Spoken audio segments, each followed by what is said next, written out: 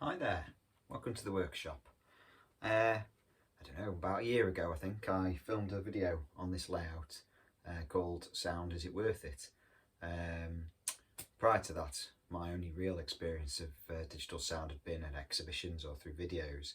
I had a Class 37 a number of years ago, but I always felt the sound was a bit of a gimmick. The quality was poor. The annoyance factor at an exhibition where you had a diesel depot full of diesels all going, humming away, and then the horns and things. It just felt like it wasn't something for me. It felt like detracting, if anything, from the hobby rather than adding anything. So a year on, I thought I'd ask the question, what's changed? And what I found through my exploration of really North American prototypes is that it adds a great deal of play value, of realism, and it encourages you to drive slower because you're hearing the engine notes. You can reflect that to real videos or real experiences you've had, and you get a feel for what it's like. It becomes more immersive. You can actually feel yourself in the scene. You can, ring the bell, blow the whistle, blow the horn at grade crossings, level crossings, and you've got extra functionality, things like coupler noise, applying brakes, and flange squeal, which brings me right up to date really with the Victory project, which I'll be doing a separate video on shortly. I mean, the play factor from the sound file is incredible, and the way that it can encourage you to drive like a driver rather than just playing trains. So, I think perhaps a lot has changed in the hobby, but also I can see the advantages.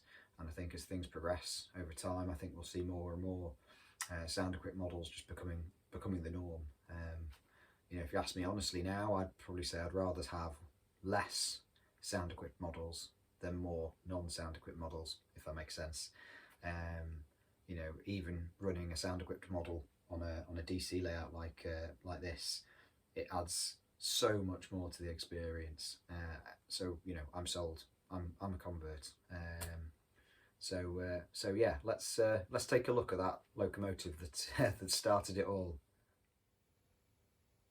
So over to the layout. This is Beaverbrook, all just under 8 feet of it, and you can see at the far end the feed mill, and the track on the right is a sort of, I suppose it represents the cement spur, but also previously on the prototype there were some warehouses on this side of the other side of the road as well. So, and you can see some cars in the centre siding, which used to extend further and is now used by crews to make switching a bit easier.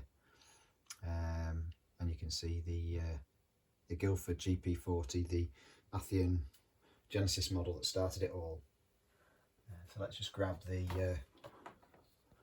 NCE power cab and unmute it. Bearing in mind this is a very early sound equipped model really, it's probably getting on for about 10 years old. Since the last video I've tweaked some of the settings in terms of control, momentum and the braking rate as well, so it's improved matters in terms of realism a great deal. I really enjoy playing with it now.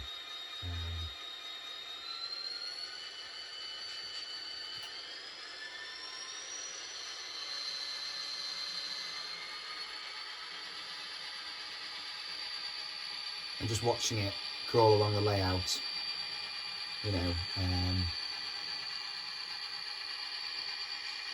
the sound adds to the realism, adds to the weight and the physical presence.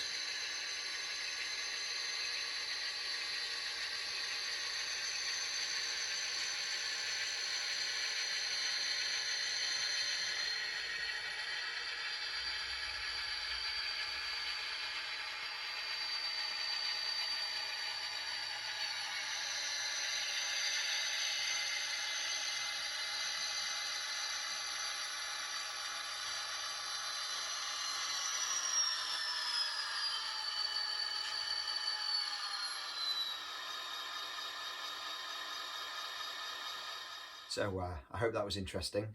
A bit of an honest, heartfelt reflection, really, about how far my thinking's come in the intervening time since the last video.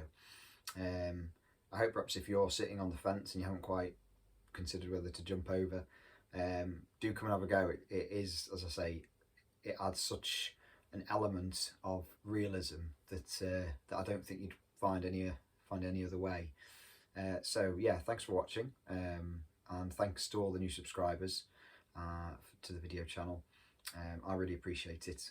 It makes making these more worthwhile. Yeah, so see you again soon.